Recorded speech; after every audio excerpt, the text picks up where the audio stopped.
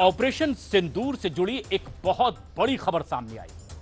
भारतीय सेना ने दावा किया कि पाकिस्तानी सेना ने 8 मई को अमृतसर के स्वर्ण मंदिर पर हमला करने की नापाक कोशिश की थी, लेकिन भारत के एयर डिफेंस सिस्टम ने पाकिस्तान के इन नापाक मंसूबों को नाकाम कर दिया।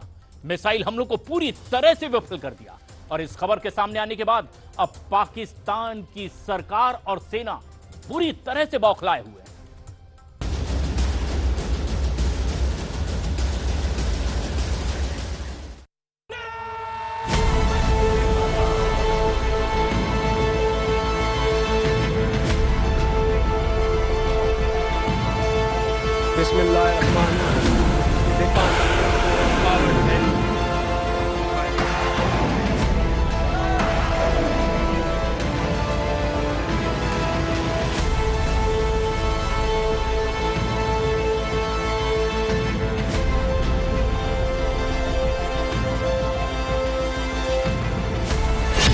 गोल्डन टेंपल पर हमला नाकाम, धुआं धुआं पाकिस्तानी मिसाइलें।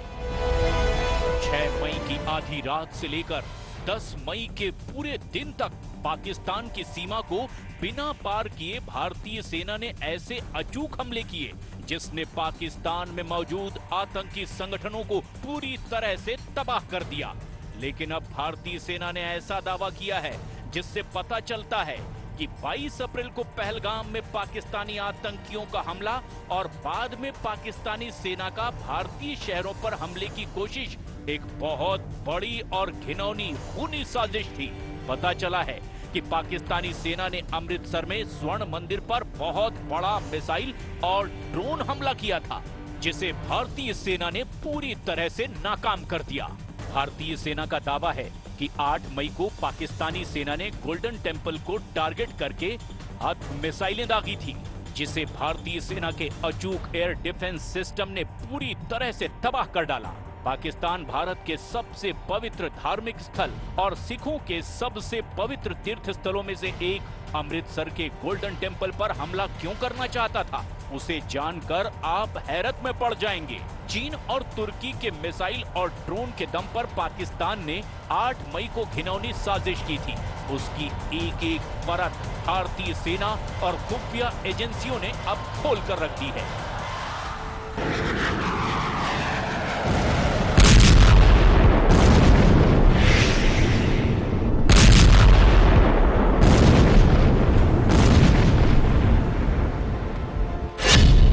मंदिर था टारगेट, पाकिस्तान का हमला हुआ नाकाम।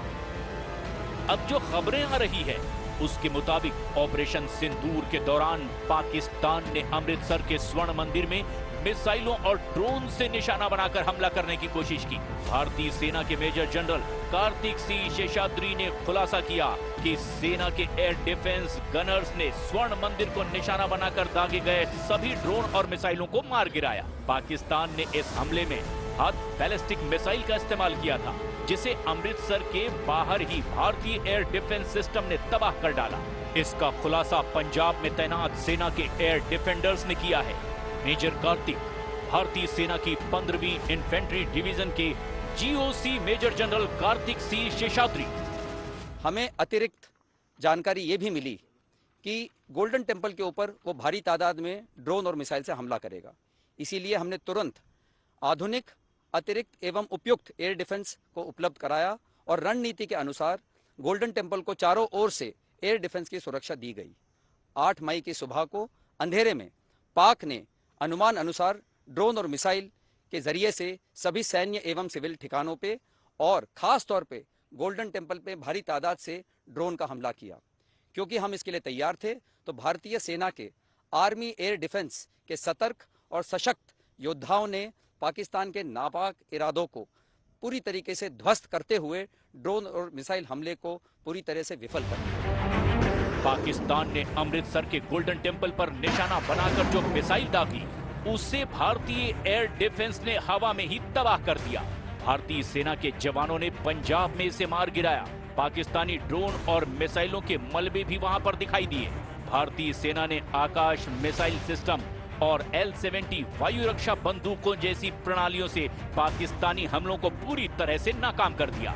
15 इन्फेंट्री डिवीजन के GOC major general Kartik Singh Seshadri के मुताबिक भारतीय एयर डिफेंस सिस्टम पाकिस्तानी हमलों पर बहुत भारी साबित हुए। कुछ ऐसी खबरें भी है कि पाकिस्तान ने हमले के लिए अपनी बैलिस्टिक मिसाइल हद का भी इस्तेमाल किया था, जिसे भारतीय सेना ने तबाह कर दिया। इसके अलावा YIHA-3 और सुंगार जैसे कामिकेज ड्रोन और माइक्रो ड्रोन बरामद किए गए, जो तुर्की के बताए जा रहे हैं। भारतीय सेना ने पाकिस्तानी मिसाइल, ड्रोन और रॉकेट के टुकड़े पूरी दुनिया को दिखाए हैं। वायु और नौसेना के सभी एयर डिफेंस के उपकरणों और हथियारों का समन्वय बैठाते हुए सबसे उपयुक्त हथियार से दुश्मन के हवाई खतरे को पूरी तरीके से नकार सकने में हमें सक्षम बनाता है। हमारे आर्मी एयर डिफेंस के पास दिन और रात और अलग अलग दूरी पर वार करने वाले हथियार, कंधे से फायर करने वाला मिसाइल से लेकर automated vehicle based mobile targeting missile system भी शामिल है। भारतीय सेना के मुताबिक पाकिस्तान ने अमृतसर के साथ साथ जम्मू, श्रीनगर, पठानकोट, जलंधर, लुधियाना, चंडीगढ़ और भुज को भी निशाना बनाया था। उसने इसके साथ साथ भारत के और शहरों पर भी हमले की कोशिश की थी। भारतीय सेना के आकाश मिसाइल सिस्टम और L-70 डिफेंस गन ने पाकिस्तान के खिलाफ अहम भूमिका निभाई। भारतीय सेना ने ऑपरेशन सिंदूर के दौरान पहले आतंकी ठिकानों को तबाह किया था, लेकिन इसमें पाकिस्तानी आर्मी ने एंट्री ले ली और उसने भारत पर हमले की कोशिश की। हालांकि भारतीय सेना ने जवाबी कार्रवाई करते हुए उसे काफी नुकसान पहुंचाया।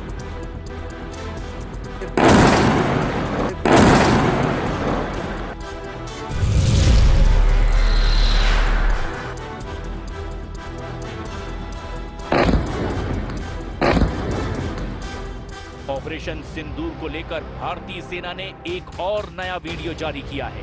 इसमें सेना ने दिखाया कि पाकिस्तान की तरफ से दागे गए ड्रोन को कैसे हमने मार गिराया।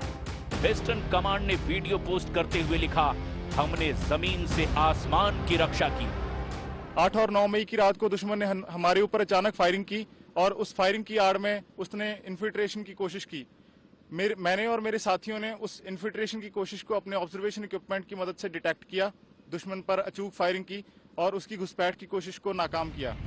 मेजर जनरल कार्तिक सिंह शेषाद्री ने पाकिस्तान को चेतावनी देते हुए दो टूक कहा कि ऑपरेशन सिंदूर केवल स्थगित किया गया है, खत्म नहीं हुआ, उसका विकराल रूप अभी बाकी है। हम आपको ये भी बता दें कि ऑपरेशन सिंदूर के 3 दिन तक जब पाकिस्तान आर्मी भारत के कैंट और एयरबेस को टारगेट नहीं कर पाई, तो गोल्डन टेम्पल की तरफ मिसाइलें दागने लगे। हालांकि सेना के एयर डिफेंस सिस्टम ने उनकी मिसाइलों को आसमान में ही न्यूट्रलाइज कर हमला विफल कर दिया।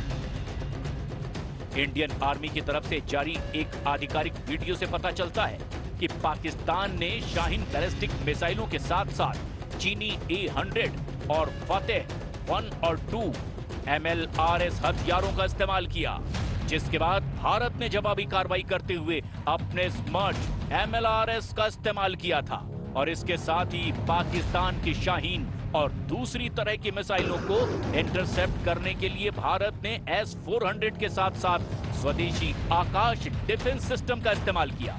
शाहीन मिसाइल पाकिस्तान की स्ट्रेटेजिक न्यूक्लियर कैपेबल मिसाइल है, जिसे भारत के डीप एसेट्स को टारगेट करने के लिए डिजाइन किया गया है।